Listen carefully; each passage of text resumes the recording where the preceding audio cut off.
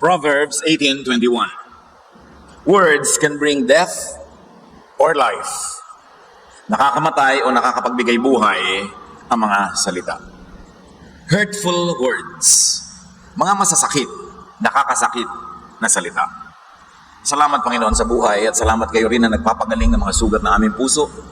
Sa sandaling ito, Panginoon, bigyan niyo po kami ng kaaliwan sa aming espiritu, ginhawa sa aming kalooban, at maging sa aming mga lupang katawan. Pagalingin niyo po ang aming mga karamdaman at ngayon, turuan niyo kami magtuon ng pansin sa inyo lamang. Mangaral po kayo, akayin niyo kami turuan. Dalangin namin ang lahat ng ito sa ngalan ni Jesus na iyong anak, aming Panginoon, tagapagligtas. Hurtful words. Kailan tayo huling nasaktan dahil sa salitang narinig natin mula sa iba? Kailan tayo nakasakit ng iba dahil sa mga pinagsasasabi ng ating dila? On hearing hurtful words, and especially about you, first examine hurtful words for truth. Pag may narinig tayong masakit na salita laban sa atin, suriin muna natin kung totoo. Kasi kung minsan hindi naman totoo, dapat hindi ka nalang masaktan. Marami namang sinasabi talaga ang mga tao, pero yung mga hindi totoo, huwag mo nang iindahin. At yung totoo, pwede natin yung kapulutan ng aral. Jesus was unaffected by being called Beelzebub o prinsipe ng mga demonyo. Sa kabila ng paggawa niya ng maraming kabutihan, binabansagan pa siya ng sari-saring mga pangalan. Matthew 12:24, when the Pharisees heard this, they said, "He forces out demons by the power of Beelzebub, the ruler of demons." Nagpapalaya siya ng mga may karamdaman, mga inaalihan ng masasamang espiritu, nagpapagaling. At sabi ng mga religious leaders, nagpapalaya siya ng demonyo kasi siya ang prinsipe ng mga demonyo. Pero hindi hinayaan ni Jesus ang mga ganong salita para mapigilan siya sa paggawa ng mabuti. At dito, yung pinakamasakit na salita, hindi galing sa mga mangmang, hindi galing sa mga kriminal, galing sa mga religious leaders. And in truth, the tongues and words of some religious people could be most hurting. Bantayan natin ang ating mga sarili. Kung minsan may nalalaman lang tayong konting verses sa Biblia, may natutunang konti, sobra na tayong maghusga ng kapwa, sobra na tayong mausig, sobra na tayong manakit ng kapwa at magsalita ng masasakit dahil lang sa tingin natin ay alam natin ang salita ng Diyos.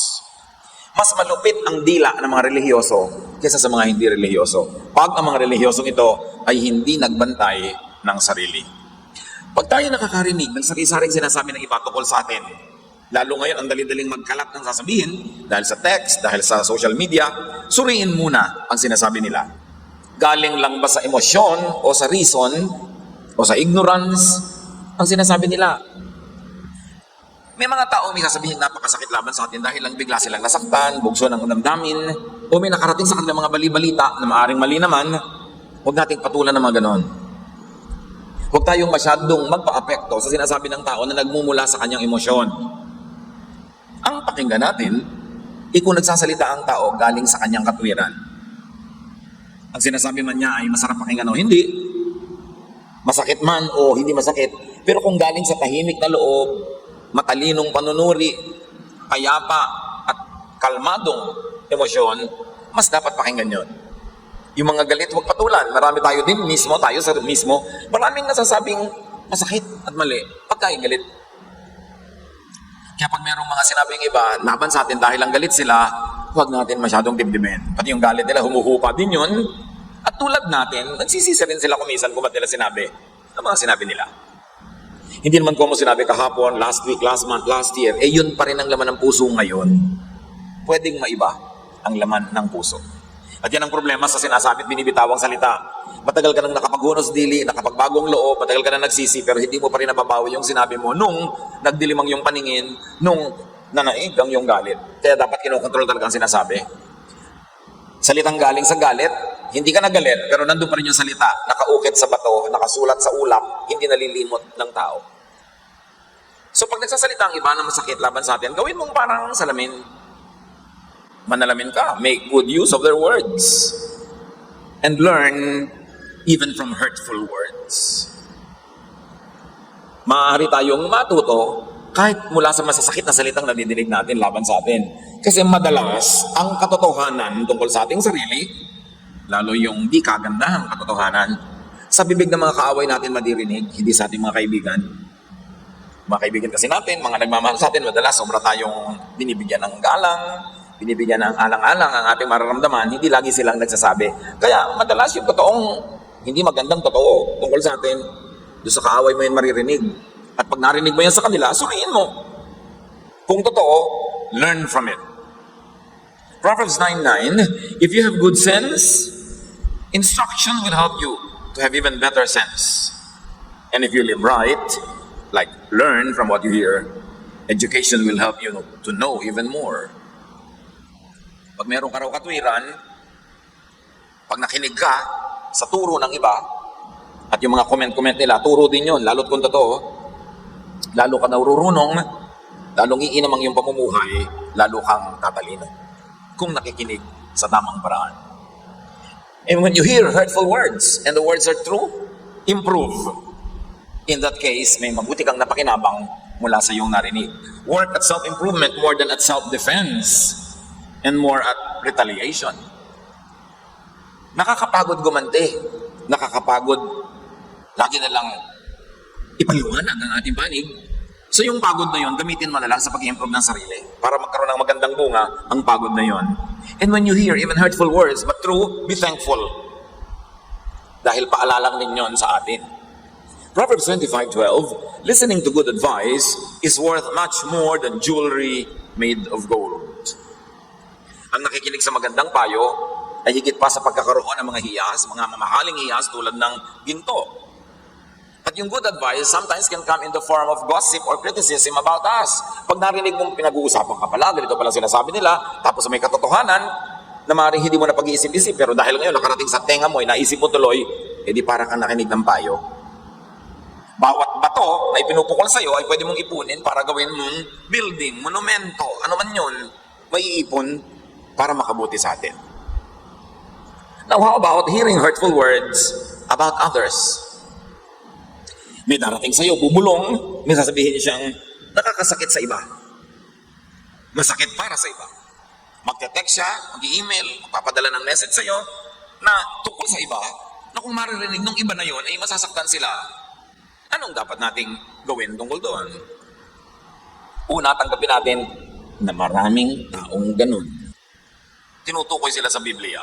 1 Timothy 5:13. Besides, they will get into the habit of going from house to house.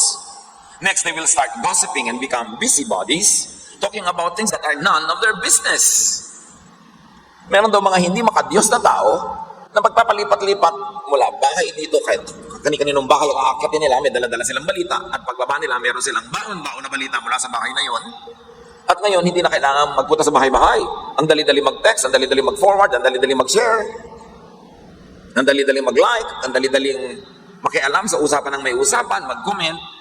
Dumali lalo itong masamang gawain na ito. Bagamat pwede gamitin yung media, yung technology, sa mabuting gawain. Pero nung paman, ano pa man ang paraan, pareho lang ang tao. Mahilig magdaldalan, mahilig magchismisan, mahilig mag-usap ng mga kasiraan ng kapwa. At sabi sa Proverbs 20:19, stay away from gossips. They tell everything. Pag dumarating sa iyo ang isang tao na may dalang chismis tungkol sa iba, asahan mo pagtalikod sa iyo, ikaw naman ang chichismisin niya. Kasi ang chismoso at chismosa hindi namimili ng topic at taong pag-uusapan. At kung ikay dinadalhan ng balita, siguradong kukuhanan ka rin ng balita o gagawaan ng balita. Ang mga anak ng Diyos, ang mga matitinong tao, pag nakakarinig ka ng salitang makakasakit sa iba, pag nakakarinig ka ng paninira, pamimintas, you should examine it for objectivity and truth. Susuriin mo muna kung makatotohanan, kung totoo, kung mabuti, kung karapat-dapat na pag-usapan. Huwag maniniwala agad. Bawat tao na pwedeng lumapit at bumulong sa atin, bawat tao na alam ang ating cellphone number at pwede tayong i-text, alam ang ating email address, alam kung ano-anong paraan para tayo makontak. Lahat ng yan, dapat suspect natin na pwedeng magdala ng hurtful words. Hindi ko muna unang nagsabi sa'yo, kakampihan mo na. Hindi ko muna unang nag-text, nagbigay ng panig niya, siya na ang kakampihan mo. Habang hindi mo naririnig ang kabila, suspend judgment. Kahit mahal mo yung lumapit sa'yo, kahit kapatid mo, kaibigan mo, asawa mo, anak mo, magulang mo, kahit sino yon, may isusumbong yon, natural pag nagsumbong siya, siya ang bida. Natural yung kalaban niya ang kontrabida. Meron ka na bang narinig na nagbalitang, alam mo, nakipag-away ako kasi ang sama-sama ko eh. Kasi walang hiya ako eh. Kasi bastos ako eh. Siyempre laging iba ang masama. Iba ang bastos, iba ang walang hiya. Huwag kayong naniniwala agad. Suspend judgment until you hear the other side. Eh ang tendency pa naman natin, pag nanay natin, anak natin, asawa natin, kaibigan natin na nagsalita, kampi tayo agad. Hindi ganun ang mga anak ng Diyos. Because God is truth. And the truth has at least two sides. Bihira naman yung one-sided truth. Kaya pag may nagkukwento, nagchichismis, naninira, huwag kayo agad padala. Suriin. Si Pablo nga, nagtuturo siya doon sa mga taga-Berea. Hindi ko sinabi niya, pininiwalaan. Sinusuri pa galing sa Bible kung talagang angkop sa sinasabi ng Bible at sinasabi ni Pablo. Acts 17:11, the people in Berea gladly accepted the message. Day after day, they studied the scriptures to see if these things were true. Sinusuri nila. Hindi sila agad-agad naniniwala. So do not be swayed by the first words that reach your ears, no matter whose voice gets to you first. Wait till you hear the other side, the other version first. So nagsusumbong sa iyong asawa mo, isinusumbong yung kapatid mo, suspend judgment. Nagsusumbong sa iyong kapatid mo, isinusumbong yung asawa mo, don't judge yet. Nagsusumbong ang nanay mo against your wife, nagsusumbong yung husband mo against your tatay, don't judge yet. Dahil pare-pareho silang related sa iyo, pare-parehong meron kang relasyon sa kanila, may tungkulin kang maging just, maging matapat sa lahat sa kanila, hindi lang doon sa unang nagbalita. Examine for objectivity and truth, and examine for motives. Bakit nagbabalita sa akin ang aking asawa? Bakit nagbabalita ang aking kapatid, ang aking nanay, ang aking anak? Pinapakampin niya ako sa kanya para isama niya ako sa kanyang giyera laban sa kung sino man. Bihira ang balitang dumarating sa atin. Madalas, propaganda. Kahit sa news, ang tinatawag, bihira yung balita. Yung gusto lang sabihin sa inyo kung ano nangyari. Madalas, meron silang gustong maging bunga, at ang bunga niya noon ay gusto nilang kontrolin ang ating utak para mapakampi tayo sa gusto nilang pakampihan, mapagalit tayo sa gusto nilang magalit tayo. Madalas ganun. So pag may nagsasabi, nagsusumbong, tatanong mo sa sarili mo, anong motive niya? May kaaway siya, gusto niya ako ma-recruit, nakakampi. Pero yes, asawa ko siya, pero inaaway niya, nanay ko. O nanay ko siya, pero inaaway niya, asawa ko. Ano ang tungkulin ko bilang isang matinong tao? Kakampi lang ako? O kailangang suriin ko kung ano ang katotohanan? Ang salita kasing lumalabas sa ating bibig, galing sa puso.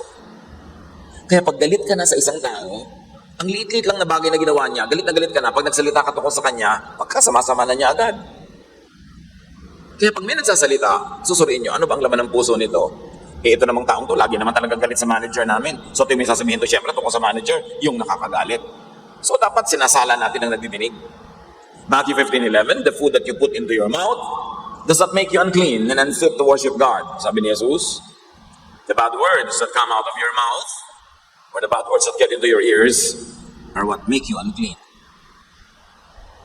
Sabi ni Jesus, hindi ka na parurumin ang mga pagkain ipinapasok mo sa iyong bibig. Ang nagpaparumi sa iyo, mga salitang lumalabas sa iyong bibig dahil yun ay nanggagaling sa puso. At tayo'y napaparumi rin ng mga salitang pumapasok sa ating tainga. Huwag natin payagan, ang tainga natin ay gawing basurahan ng iba. Nagalit sila kay A, kakausapin niya tayo para magalit din tayo at sa pamamagitan ng ating tenga, dumumi na rin ang ating isip at ang ating puso nang hindi man lang natin sinusuri, nililitis ng tama yung taong nakasakdal. May judgment agad. It's very important. When people come to you with very negative words, bless them. Bless the speaker. Bless the griper, the critic, the gossiper, by not falling into their trap. Paano mo mabibless ang isang taong very negative? kakampihan mo? Eh di lalo mo lang siyang itinulak maging negative. Galit na galit siya, papayagan mo, lalo kang manggagalit pa sa kanya, eh di lalo mo siyang ibinulid sa masama. Dapat bibigyan mo siyang balance. Kung meron kang malasakit sa isang taong nagsasabi na kung ano-anong negative sa'yo, sa iyong mahinahon na paraan, pahinahunin mo rin siya. Pakalmahin mo ang kanyang galit. At dahil meron kang access sa kanyang tenga, bigyan mo siya ng katwiran, sabihan mo ng maganda, ng mabuti. At sa isang paraang hindi nakakainis, maging abogado ka naman nung isinasakdal niya. Boss, sinasabi niya, nakakainis talaga nung taong ito, bla bla bla bla bla bla. Pwede mo rin masabing, alam mo, yung tao na yan, meron din niyang ginagawang mabuti sa atin, lalo sa'yo, ganito, ganon. Para humupa ang kanyang galit. At para makita rin niya yung other side ng tao na ang tingin lang niya masama, pero may mabuti rin naman. No one is perfect, so no one can be perfectly wrong. No one can be perfectly evil, because even in that area, no one is perfect. So pag dumarating sa iyong galit na tao, pag umalis, payapa siya, yun ang blessing. Hindi yung kakampihan mo, lalo mo pasusulsulan, gagatungan para lalong magalit. Hindi blessing ang tawag doon. Pag may mga nagagalit, pahupain ang loob. Pag kami mga nananakit, take away their power, their energy to hurt you. You know how you take away the power of people who want to do you wrong? Take away their anger. Ang taong galit, malakas. May lakas. Yung galit, nakakapagpalakas yan eh. So pag may galit sa'yo, lalo mong ginalit, edi pinalakas mo siya para lalo kanyang masaktan. Pag may nagagalit na sa'yo, maggagawa ka rin ng masama laban sa kanya, dinadagdagan mo ang galit niya. Ano to? Dinadagdagan mo ang lakas niya. Kasi ang taong galit, malakas. Paano mo magagapi ang taong galit? Tanggalin mo yung galit. Huwag mong suklian ng masama. And one notch higher, gawan mo ng mabuti. Ano ang magagawa laban sa iyo na isang taong nawala ang galit? Ang matalinong tao, hindi ginagalit. Yung galit na nga, kasi gagamitin niya yung galit niya bilang lakas laban sa iyo. Take away their energy, take away their strength by taking away their anger. Kaya yan ang turo ni Jesus. Galit na galit sa iyo yung isang tao, forcing you to walk 1 mile, sabi niya, walk 2 miles. May namimilit na hingin yung jacket mo, ibigay mo rin pati kamiseta mo. May galit na galit sa'yo, ikaw talaga. Imbes ipagtanggol mo yung sarili mo, makipag-away ka rin, sabihin mo, ay pasensya ka na talagang mga ko. Tapos, mali ka. Oo nga, mali ako. O ano pa sasabihin niya? Pag sinabi mo, ikaw, mali ka rin, mag-aaway kayo. Kung matalino ka, hindi ka manggagalit ng kapwa. Kasi ang galit na tao, makakagawa ng masama sa'yo. Ang matalinong tao promotes peace. Kasi siya ang unang nakikinabang pag mayroong kapayapaan. Huwag patulan ng galit. Kahit masaktan mo siya, masasaktan ka rin niya. Pareho kayong talo. 1 Peter 3:9-10. Don't be hateful and insult people just because they are hateful and insult you. Instead, treat everyone with kindness. You are God's chosen ones, and He will bless you. The scriptures say, do you really love life? Do you want to be happy? Then stop saying cruel things and quit telling lies. Mahal mo ang buhay? Gusto mong payapa, tahimik? Gusto mong masaya? Tumigil ka ng kadadakdak. Tumigil ka ng pagsasalita ng masakit laban sa kapwa. Minsan sabihin kang masakit laban sa kapitbahay mo, may pakpak ang balita, may tainga ang lupa, makakarating sa kanya ang balita. Nagsalita ka ng masakit, gagantihan ka niya. Hindi katalinuhan, hindi pagwawagi ang magsalita ng masakit. Kasi ang bawat salitang binibitawan natin parang boomerang, babalik sa iyo. Kung talagang galit na galit ka rin, wala kang masabing mabuti, edi tahimik ka lang muna. At least wala kang ibinato na babalik din sa iyo. Yung mga bungangera, mga chismoso, mga reklamador, mga pintasera, maraming kaawayan. Gusto mo bang may kaaway ka? Di ba masarap, may kaibigan ka, tumutulong sa'yo? O hindi mo man kaibigan, hindi ka man tinutulungan, hindi ka naman ginagawa na masama. Learn! Ang mga mahilig makipagdaldalan, magsalita, magkomento, yan ang maraming kaaway. Hindi tahimik ang buhay, hindi masarap ang buhay. Matthew 5:43-44, sabi ni Jesus, you have heard people say, love your neighbors and hate your enemies. But I tell you to love your enemies and pray for anyone who mistreats you. Pag minahal mo yan, mamahalin ka rin niya. O kung hindi ka man niya mahalin din, at least hindi ka niya kakamuhian. That's one less enemy. Better, that's one more friend. Be wise. And then encourage and promote peace and kindness. Pagka merong dumarating sa atin na may mga masasamang balita, mga pangit na salita, imbes na gatungan mo siya, ayunan mo, payapain mo kanyang kalooban at himukin mo siya na maging mapayapa sa kanyang pamamaraan para matigil ang gulo. Pag pangit ang salita sa iyo, huwag mong sasabihan ang pangit din. Kasi hindi titigil yun, kukulan, batuhan kayo hanggang pareho na kayong duguan. Pangit ang sinabi sa iyo, nasaktan ka, huwag ka muna kumibo. Kasi pag hindi ka naman kumibo, titigil lang yun ang kababato eh. Pero pag hindi ka na kumibo, bumato pa rin, mga 2 o 3 beses din yun, titigil na. Pero habang bumabato ka, pagante, hindi rin siya titigil. The best answer to someone who says very wicked and unkind words is a kind answer or silence. Proverbs 15:1, a kind answer soothes angry feelings, but harsh words stir them up. Pag mabait, banayad, mahinahon ang iyong sagot, gaano man siya kagalit, huhupa din ang kanyang galit. Dahil ang kapayapaan at mapayapang sagot, nagtatanggal ng galit ng kapwa. Ephesians 4:29, stop all your dirty talk. Say the right thing at the right time and help others by what you say.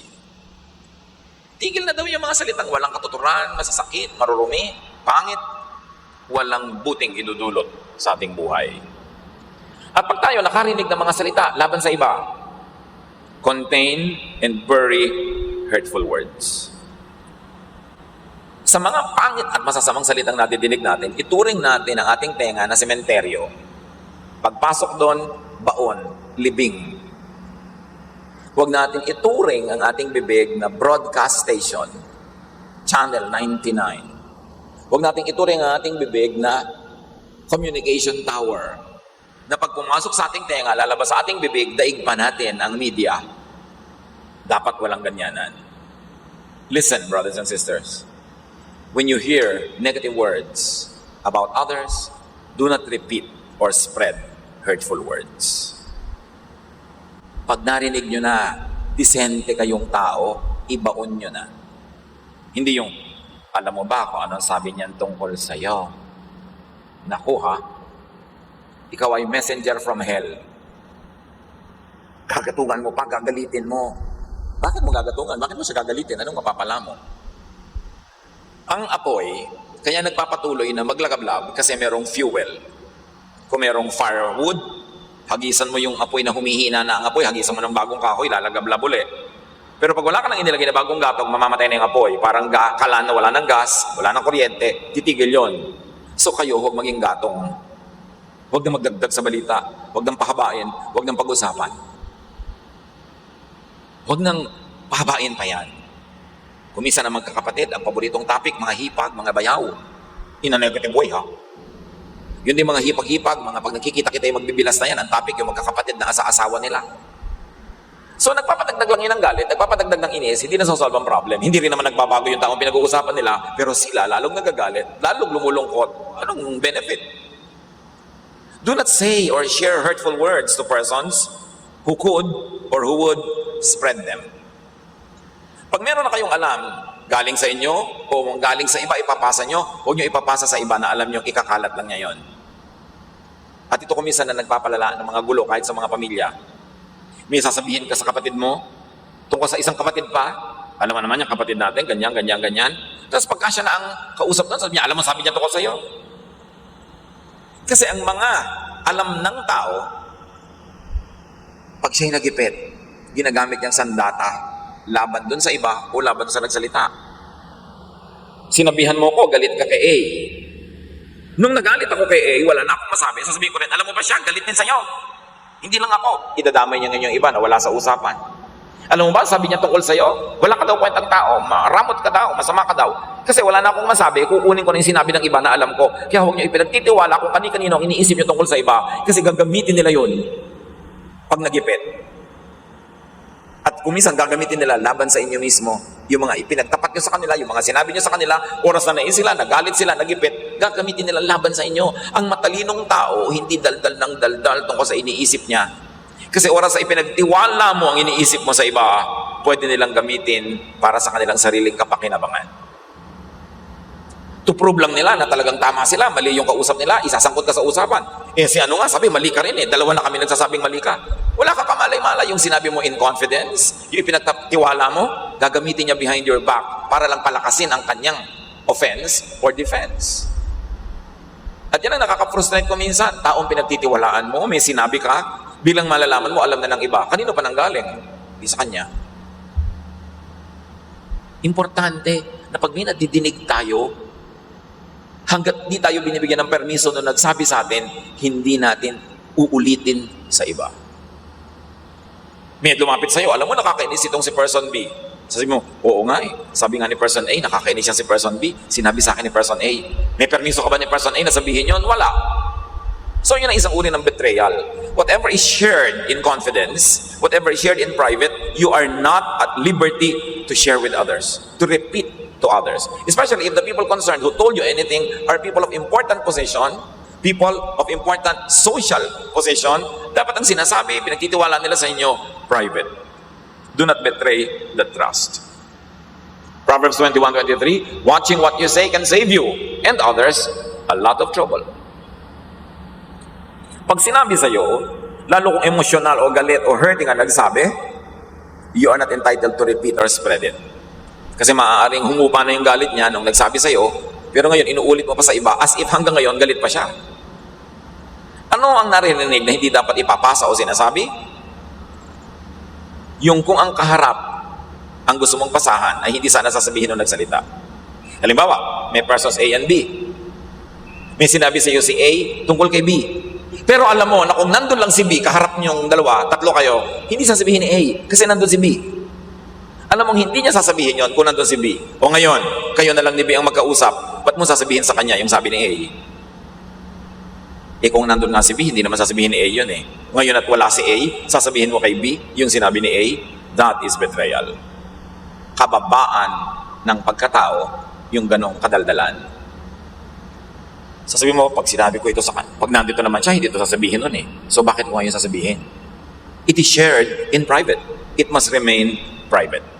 Titus 3:9, but don't have anything to do with stupid arguments and stay away from disagreements and quarrels. Such arguments are useless and senseless. Sa kapapagchismisan natin tungkol kay A, nagbago na ba si A, bumuti na ba siya? Hindi pa rin. So tayo lang naiinis, tayo nagagalit. So we should stop doing this. We should talk only about what is glorifying, what is encouraging, what is uplifting.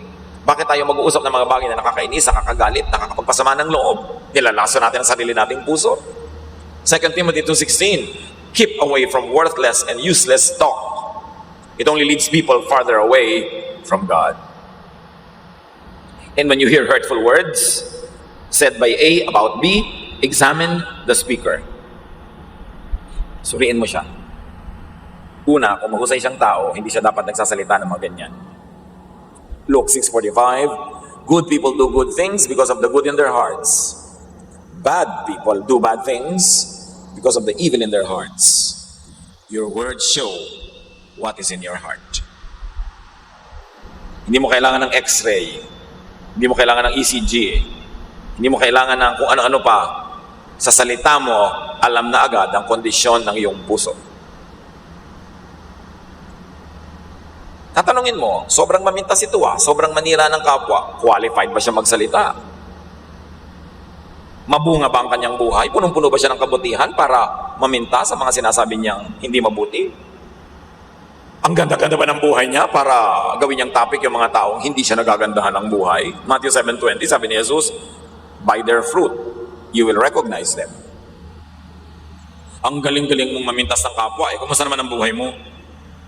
Ang galing-galing mong magsabi na, dapat ganito, dapat ganon. Kumusta naman ang buhay mo? Yung bang dapat na nangyayari? Kasi kung hindi, shut up. Sinusuri mo dapat ang pinapakinggan. Madalas, the empty can strikes loud. Kung sino yung walang bungang mabuti, yun ang mahilig mambato. Kung sino yung walang maraming mabuting gawa, yun ang mahilig mamintas ng kapwa. So wag dapat pakinggan. Frustrate the agenda of evil and malicious people by keeping quiet. Pag may sinabi sa inyo, do not comment. Because any comment you make will be repeated by them, even multiplied. Frustrate evil and malicious people by not playing into their hands. Pag may sinabi sila, huwag nang yung dagdagan kasi dadami ang laman ng sabaw and the plot thickens and the soup thickens. Do not participate in it. Pag walang katuturan, walang mararating, huwag makipag-usap, ni huwag sumagot. Maraming tanong na sinagot ni Jesus, pero may mga tanong na hindi niya pinatulan, hindi niya sinagot. Kasi alam niya, kahit anong sagot niya, wala rin namang mabuting uuwian. Minabuti na lang niya manahimik. Matthew 26:63, but Jesus did not answer. Ang lola ko, nung araw na buhay pa, pag may sinabi kang walang kwenta o nagtanong ka ng walang kwenta, titingnan ka lang niyang ganon. Hindi sasagot. Nag-iisip ko ngayon, ay, what stupid thing did I say? Kasi natapunan ako ng hirap ng lola ko. Sabi niya, huwag kayo nagsasalita ng mga walang kapararakan, mga walang kabuluhan. Mapapagalitan ka. So, suriin mo na ang sarili. Even Jesus did not answer. When with malicious people, silence is best. Pag may pagtitipon, nagsimulang magkaroon ng chismis, stand up and leave the group. Silence is best. But remember this, hindi naman ubod ang sama nung nagsasalita ng mga masasakit, nagchichismis, bisan sila'y pasyente. Because most hurtful words are cries for help. Yung mga pintasera, chismosa, reklamadora, ang iingay, laging merong negative comment, madalas ganun lang sila kasi ang buhay nila empty or hurting. Madalas sila din ay wounded. Kaya lang mali ang approach nila. Wounded na nga sila. Ang ginagawa pa nila, they wound others who would wound them back. In return, dumadami lang lalo ang sugat nila. Pero ang mga taong sobrang negative, usually marami yung unhappiness. Marami yung na discontentment. Kaya ganun ang utak. Luke 6:45, good people do good things because of the good in their hearts. Bad people do bad things because of the evil in their hearts. Your words will show what is in your heart. So yung mga hindi maingat magsalita, ibinibisto nyo lang sa kapwa ang kalooban ninyo. At kung mayroong mga ganon, imbes mainis tayo at magalit, let the Spirit of God take control of us and let us have compassion on these hurting people who are in the business of hurting others because they don't know any better how to handle their own wounds. Marami kasi pag nasasaktan sila, gusto nila manakit din ng iba. Pero hindi nila alam, lalo lang sila nagkakaroon ng mga iba pang mga sugat. It is really all important to detox the heart. Puso ang dapat unahin. Dapat talagang solvent kung bakit ganon ang isang tao. Isaiah 51:7, don't be discouraged when others insult you and say hurtful things. Kuminsan, ganon lang sila kasi sila man ay sumatan. At hindi malinaw ang kanilang isip kung anong dapat nilang gawin sa kanilang mga sugat. But stop and minimize listening to what many people say anyway. Huwag lagi makiumpok, makipag-uusapan ng mahaba. Don't encourage na humaba pa ito. Proverbs 14:7, stay away from fools or you won't learn a thing. Dapat pag may kausap ka, 2 minutes, 3 minutes, 5 minutes, 10, 15, 20, whatever, paghihiwalay nyo, you're edified. May natutunan ka, mas bumuti ang iyong pagkatao, gumanda ang pananaw mo sa mundo, may nalaman ka impormasyon, dapat gano'n ang kausap. Pag hindi nangyayari yon, you are wasting your time. Piliin ang konting taong pahahalagahan ang salita. Meron magsusumbong sa'yo, huy, sabi ni ganito, ganun ka daw. Sino ba yon? Okay, wala namang kwenta yun sa akin, so hayaan mo siya. Ano naman ang accomplishment nung nagsasabi? Ano naman nagawa niya sa buhay? Ano naman ang napatunayan niya? Wala. Wala pala. Ba't mo papahalagahan ang salita niya? Yung salita ng walang kwentang tao ay walang timbang at bigat. It must not be allowed to carry weight. At saka syempre, ang mga tao maraming sasabihin yan. Kung minsan naman ang sinasabi nila, sincere. Meron namang wala lang masabi. Magsasalita pa ng negative. Hindi naman galing sa puso. O kaya, ang dami sinasabi, pero mangmang kasi, kaya niya sinasabi yon. So, hindi lahat ng sinasabi ng tao pinapahalagahan. Ecclesiastes 7:21, don't listen to everything that everyone says, or you might hear your servant cursing you. Pagka ba nag-uusap ang ating mga empleyado, ang ating mga katulong, naku, pinupuri kaya tayo, pinagpepiestahan. Huwag nyo nang asahan na pupurihin kayo. Mabuti kung pinupuri, pero kung madalas, hindi naman, huwag nyo nang asahan yun. Pag pinag-uusapan kayo ng mga taong naiinggit, anong inaasahan nyo? Purihin kayo? Yung tao lang na mahalaga sa inyo, ang papahalagahan nyo, ang salita. Yung iba, hindi naman kayo pakain, hindi kayo tinutulungan, hayaan nyo silang sabihin nila ang gusto nilang sabihin. Do not always diddly ask, ano sabi? Mahilig tayo ganun eh. Ano sabi? Ano sabi sa'yo? Yung para kang basurahan, naghahanap ka ng basurang itatambak sa'yo. Ano sabi? Lalo alam mo na may sinasabing laban sa'yo, may kausap siyang tao pagbalik sa'yo. Ano sabi? Ba't ka naghahanap ng sakit ng ulo? Bakit naghahanap ng problema? Pagka nga dumatating sa'yo, sabihin, alam mo, may sinasabi sa toko sa'yo, sabi mo, I don't wanna hear it, it's beneath my dignity. Dapat ganun.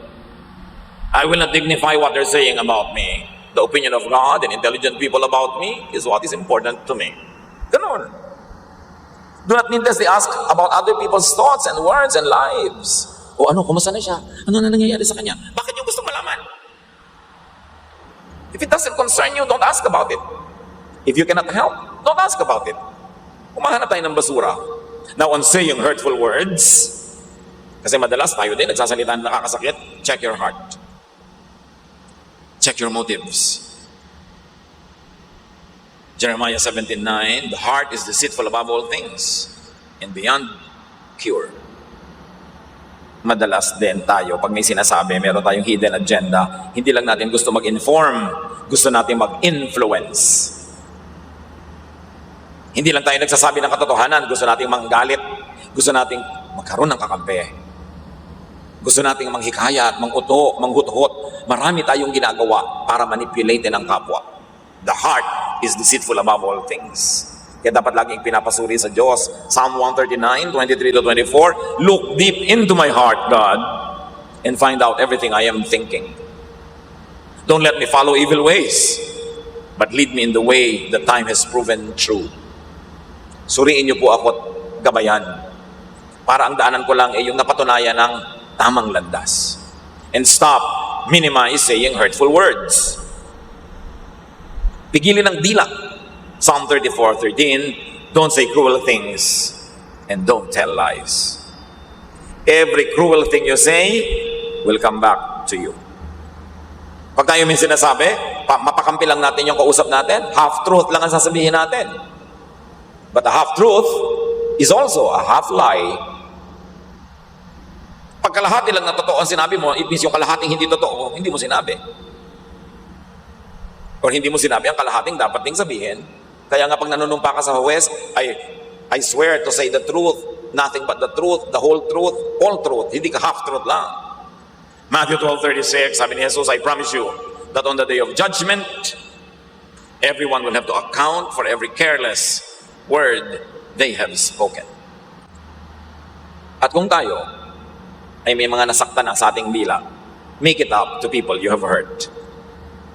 Say sorry. Pay. Restitute. Restore. James 5:16, if you have sinned, you should tell each other what you have done. Then you can pray for the one another and be healed. Remember, you have sinned, you will tell the offended person what you have done. Hindi yung, she had sinned, I will tell others about her sin. Hindi ganun. I tell only about my sin to the person I have offended. I am not in the business of talking about the sins of other people. Yun ang ayaw na ayaw ni Jesus. So let's move on to beautifying our words. Pagandahin. Because hurting words come from hurting hearts. Because ugly words come from ugly thoughts and feelings. Beautify your heart, so your words will be beautiful. Proverbs 12:18, sharp words cut like a sword, but words of wisdom heal. Ang salita ay pwedeng manakit at pwede ring magpagaling. Matthew 15:17-20, sabi ng Panginoon, don't you know that the food you put into your mouth goes into your stomach and then out of your body? But the words that come out of your mouth come from your heart. They are what make you unfit to worship God. Out of your heart come evil thoughts, murder, unfaithfulness in marriage, vulgar deeds, stealing, telling lies, and insulting others. These are what make you unclean. Yan ang nagpaparumi sa kaluluwa ng tao, mga salitang marurumi. So beautify your words by beautifying your heart first.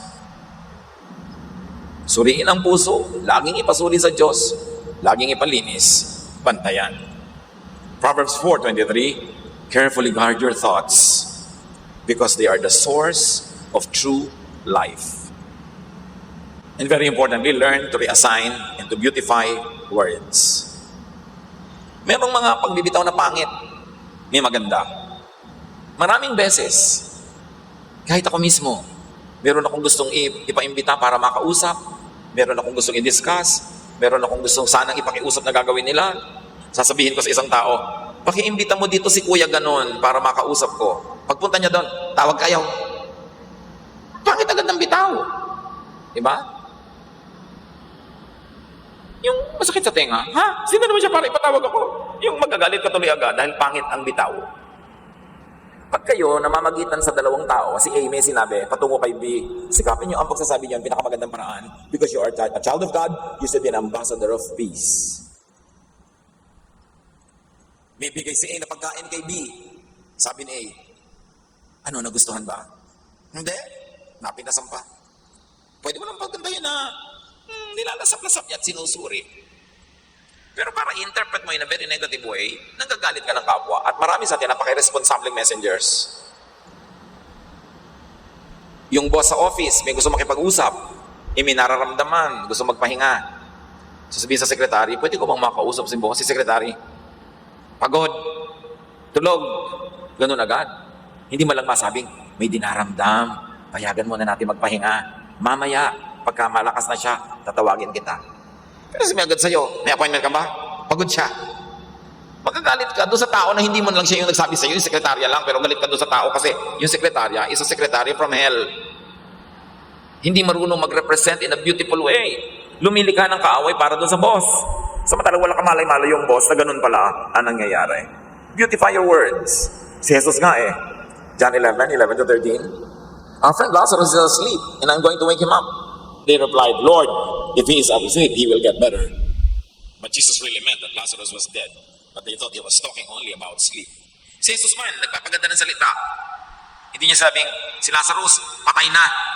Sabi niya, natutulog. Tayo kuminsan, may namatay na kamag-anak. Text ka agad doon sa anak, patay na nanay mo. Ano ba naman klaseng balita yan? Diba? Naku, yung palang kapatid nyo, na-stroke. At ang pagsasabi pa, na-stroke. Pati yung pagsasabi, nakaka-stroke Yung bang, gandahan yung pagsasalita. Yung tatay namin namatay, long ago, isa-isa ko tinawagan ng mga kapatid ko. I had the unpleasant task, the sad mission to tell my mga kapatid. So yung isa, tinawagan ko sa office. Sabi ko, okay ka ba? Oo, bakit? Relax ka ba dyan? Oo, maupo ka muna. Kasi nakaka-panlambot ang balita ko. Ano yun?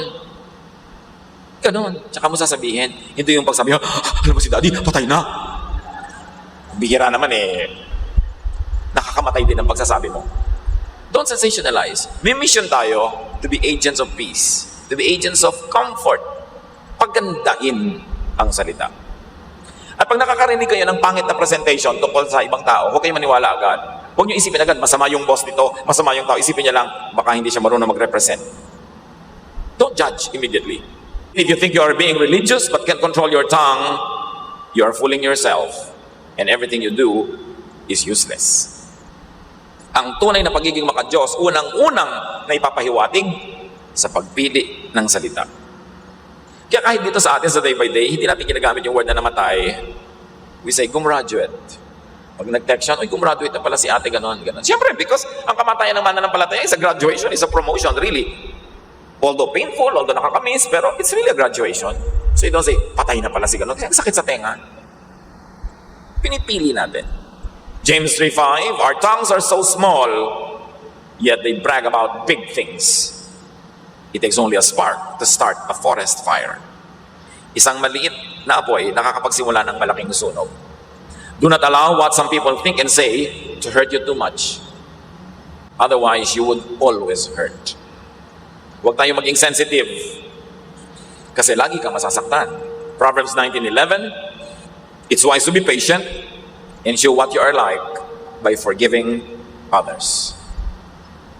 At kung lagi kang napipintasan, nasasaktan, draw inspiration from some politicians, from some showbiz people, even some religious personalities or very visible persons. Lagi silang binabato, pero buhay pa rin. Magaganda pa rin, fruitful pa rin, masaya pa rin. Business as usual. Huwag kayong magpalugmok sa salita ng iba. May kasabihan, stick and stones can break my bones, but words can never break me. Kung binato ako ng totoong bato, masasaktan ako. Hinampas ako talaga ng napakalaking kahoy, masasaktan ako. Pero salita lang ng isang chismosa, salita lang ng isang commentator, ay, hindi yan nakakabali ng buto. Ganun dapat attitude mo. Sino ba may sabi? Siya lang naman pala eh. Bayaan mo siya. Stick and stones can break my bones, but words can never break me. At meron ako isang natatandaan na nabasa ko nung high school. Sabi niya, don't bother yourself about a fair or stormy weather. Squalls or wind must sometimes whistle around. When people live together, some will smile and some will frown. But you need not mind them. Travel on as best as you can.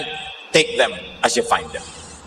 Kasi pag may mga taong magkakasalamuha, nagkakahalubilo, may matutuwa sa'yo, merong hindi. May ngingiti, may sisimangot, hayaan mo lang sila. Huwag mo na silang ibigin na baguhin, papaniwalain sa'yo, hayaan mo sila, take them as you find them. Not everyone will like you. That's okay. What is important is that God likes you, and that God likes what you do, and that you like yourself as measured against godliness. Ikaw din naman, hindi mo gusto lahat ng tao, so huwag mong problemahin kung hindi ka nila gusto. Ganun talaga. Live and let live. Do not dramatize and agonize over every unfriendly word people say about you. Huwag niyong dibdibin. Huwag niyong seryosohin ang lahat ng naririnig niyo. You cannot control what others say, but you can control how you react. And you can control what you say. James 3:5, our tongues are small too, yet they brag about big things. It takes only a spark to start a forest fire. Pigilan ang bibig. Pag may pumasok na masakit, huwag nang palabasin sa bibig na mas masakit pa. James 1:26, if you think you're being religious but can control your tongue, you're fooling yourself and everything you do is useless. Dear Lord, teach us to control our tongues. And very importantly, teach us to filter what we hear and listen to. Turuan yung salain namin ang pinapakinggan at lalo naman ang inuusal ng aming bibig. Turuan nyo kami maging payapa, matahimik ang aming paraan ng pamumuhay, unang-una sa pamamagitan ng pagkontrol sa aming mga bibig. Turuan nyo kami maging mapayapa sa pagkontrol ng aming papayagan na makaapekto sa aming buhay. Teach us when to be quiet and when the precious and few moments to speak are appropriate. Pagbulay-bulayan natin ang lahat ng ito, at kung kayo biktima ng masasakit na salita, leave them all at the feet of Jesus. Ask the Lord to give you the power to forgive and to move on and to have a quiet life. Live quiet and peaceful lives. This is the will of God for His people. Lord, teach us. Bigyan niyo kami ng personal na application sa mga magagandang katotohanan ito. Spend some time with God. Reflect. Pray.